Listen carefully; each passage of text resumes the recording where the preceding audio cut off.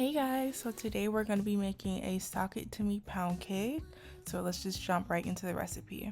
In a medium-sized bowl, we're going to sift together our flour.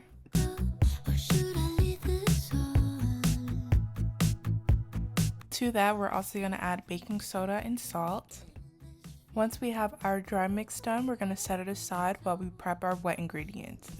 In a large bowl, you want to add your butter and your sugar, and you want to cream this together for around 4 minutes. Next, you want to add your eggs one at a time and make sure you're mixing in between.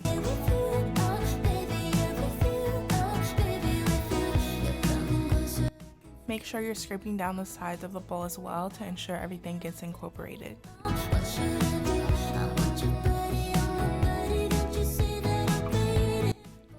Next, you're going to add your dry mix from earlier and halfway mix this before adding in your vanilla extract and sour cream.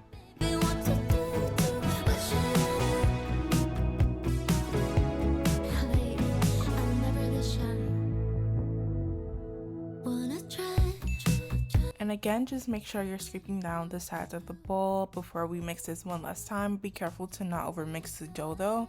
It will be quite thick. Once your batter is done, you want to take a greased bundt pan and you want to take half of your batter to this while we make our cinnamon and sugar mixture and sprinkle that in the center. If you want, you can also add nuts to this. I'm not a fan of nuts, so I decided not to add it to the recipe, but you definitely can. Now we're going to place this in the oven at 375 Fahrenheit for around 70 minutes.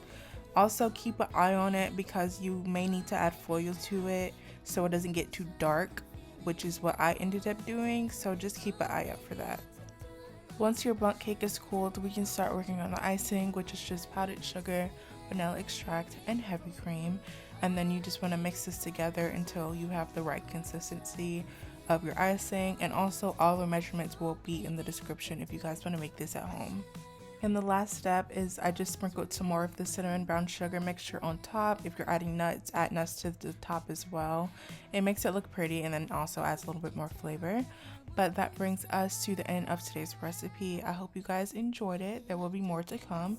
Make sure you give this video a thumbs up and subscribe and leave a comment, and I'll see you guys soon.